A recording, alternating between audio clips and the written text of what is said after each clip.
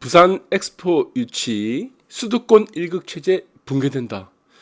전 세계에서 1대 도시와 2대 도시의 차이가 이렇게 50% 이상 벌어진 국가는 단 한 군데도 없습니다. 전체 글로벌 국가들 중에 모든 국가들 중 1대 도시와 2대 도시는 거의 80% 정도의 수준으로 격차를 두고 있지, 대한민국처럼 서울과 부산의 격차가 50% 이상 벌어지는 그런 희한한 미스터리한 일은 전 세계 국가들 중에는 없다. 그런데 이 부산 엑스포가 유치된다면은 저는 서울과 부산의 격차는 80% 모든 면에서 충당이 될 가능성이 크다. 저는 그렇게 봅니다. 뭐 이제까지의 대한민국의 발전은 여러분들이 아시는 바와 같이 무조건 서울과 수도권을 중심으로 한 일극 체제입니다. 여기서 이제 문제가 되는 거죠. 그러다 보니까 모든 대한민국에 있는 정치, 경제, 사회, 문화, 그리고 일자리, 거기다가 교육까지 서울 중심으로 해서 펼쳐졌습니다. 그러니까 인구가 전부 다 이쪽으로 가는 거죠. 자, 그러다 보니까 지방과 외곽에 있는 도시들, 그리고 광역 도시들은 다 소외될 수밖에 없다는 겁니다. 자, 이 소외는 결국에 어떻게 되겠습니까? 이 붕괴로 다가오는 거죠. 인구가 다 빠져나가는 그런 문제들로 다가오는데, 자, 이런 일극 체제는 도시의 어떤 효율성만 중요시하다 보니까 이렇게 발전이 이루어질 수밖에 없었다. 그러나 앞으로는 어떻게 됩니까? 이 수도권 일극 체제는 반드시 저는 타파가 돼야 됩니다. 타파. 자, 여기서 문제가 되는 것은 무엇이다? 서울의 이기주의를 좀 어느 정도로 포기를 해줘야 됩니다. 이기주의. 서울에는 모든 것을 갖춰야 된다. 서울에 있는 것들은 지방으로 나가면 안 된다. 부산으로 가면 안 된다는 이 이기주의를 포기를 해야지 전체 대한민국의 국토 균형 발전이 만들어진다는 겁니다. 그래서 서울 중심으로 한 대한민국의 발전사는 이제부터는 어느 정도는 완화될 것이고, 자, 그렇다면 앞으로 어떻게 된다? 서울과 부산, 엑스포를 중심으로 이유가 나타난 이후부터는 서울과 중심으로의 양극 체제가 펼쳐질 가능성이 크다. 그렇게 보고 있습니다. 그래서 2030 엑스포는 뭐 여러 가지 경제적인 측면, 경제적인 효과들 이런 부분도 굉장히 중요하지만 어떻게 보면 대한민국 내부에 있어서의 수도권 일극 체제를 타파할 수 있는 아주 좋은 기회라고 보고 있습니다. 그래서 이번 2030 엑스포는 반드시 유치가 돼야 된다. 저는 그렇게 보고 있습니다. 자, 리셉션 몰아친 부산 바람이라고 해서 가장 큰 역할을 한 것이 재계도 있고 대통령도 직접 나섰고, 그리고 내용 형식에 있어서 한국이 압도를 했다는 내용이 있죠. 여기서 재계가 왜 이렇게 지금 나설까? 저는 일부분은 가장 큰 요인들이 애국심이라 보고 있습니다. 대부분의 많은 사람들은 기업은 나누어줘야 된다. 기업을 없애가지고 그 돈 가지고 국민들에게 나눠준다. 이런 어떤 진보, 좌파적인 어떤 사상을 갖고 있는 사람들 많지만, 자, 이 재계만큼 지금 이 사람들만큼 사실 애국심을 갖고 있는 사람이 누굽니까? 그래서 일자리를 더 많이 만들어주죠. 양질의 일자리를 만들고 월급 주고 고용을 창출하는 역할을 하고 있다. 자, 사실 이것도 61조의 정도 되는 경제적 유발효과가 있다. 이런 부분들도 염두를 해두겠죠. 또 부산에 엑스포가 유치가 되면은 부산만 해도 50만 개의 일자리가 생깁니다. 양질의 일자리가 생기는 거예요. 50만 개. 자, 50만 개의 일자리는 굉장히 큽니다. 자, 이런 고용 유발 효과. 자, 이런 것들 때문에 재계가 움직이는 부분도 있지만 애국심, 일자리 만들어주는 이런 역할이 크다는 거다.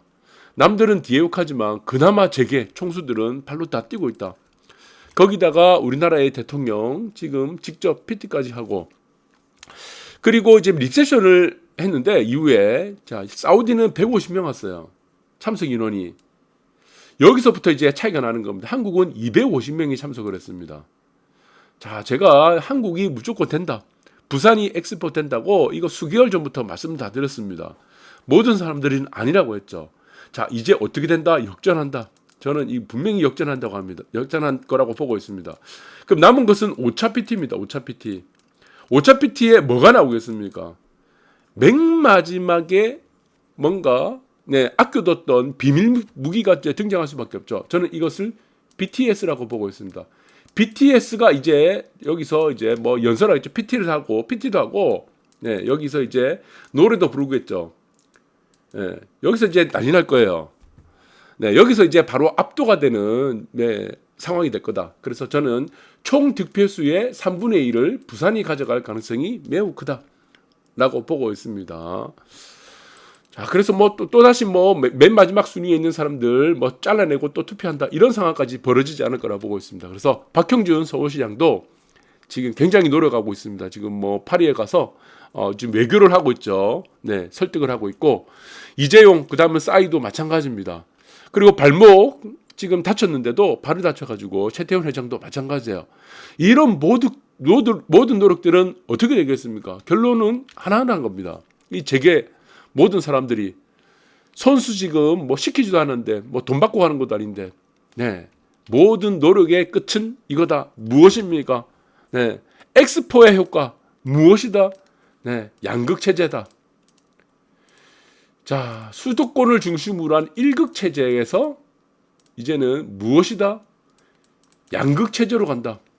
부산을 중심으로 한 청원에서 광역, 울산까지 이어지는 이런 네, 광역 도시. 그다음 이제 메가시티가 되겠죠. 이거는 네, 큰 메가시티가 되고, 자 서울 수도권은 마찬가지입니다. 지금 이제 메가시티에서 이제 메트로시티로 인구 서울은 줄었는데 서울 수도권을 보면은 또 이것도는 이제 1,000만이 넘어가죠. 메가시티. 그래서 부산은 서울과 부산은 대한민국의 발전사가 이루어지는 양극 체제로 갈 수밖에 없다.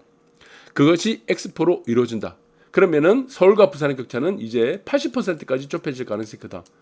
특히 이제 부동산도 마찬가지입니다. 부동산도 지금 보시면은 뭐 50% 미만이에요. 서울과 부산의 격차가. 이것도 이제 80%까지 격차가 줄어들 것이다. 양질의 일자리가 50만 개가 늘어납니다. 모든 발전이 이루어지는 거죠. 그리고 엑스포를 기점으로 해서 부산도 정치, 경제, 사회, 문화, 일자리, 교육 등 모든 변화들이 일어나는 시발점이 된다. 자, 그렇다면은 부산은 모든 지역들을 다 올릴 수 있느냐? 아니죠. 돈이 없습니다. 돈을 다 끌어올릴 수가 없어요. 서울도 마찬가지입니다. 서울의 모든 아파트를 다 끌어올릴 수가 있습니까? 아파트 못 끌어올리죠. 네, 이거는 유동성 장세는 한계가 있다는 겁니다. 그래서 어디만 제한된 이제 한정적이라고 하죠. 한정된 돈이다. 한정돼 있다. 항상 돈은 한정돼 있습니다. 그래서 어디를 땡겨 올립니까? 네, 바로 한강변입니다. 한강변. 돈이 무한대가 나오지 않습니다. 네, 그래서 부산도 어떻게 돼? 네, 부산도 어떻게 한다? 네, 이것도 해안변을 중심으로 해서 네, 양극화가 일어나면서 상승이 되는 부분이다. 부산의 모든 아파트를 끌어올릴 수가 없다는 겁니다. 돈이 없어요. 어마어마하게 많은 돈이 들어간다는 겁니다. 서울의 모든 아파트를 다 끌어올릴 수가 없다는 거예요.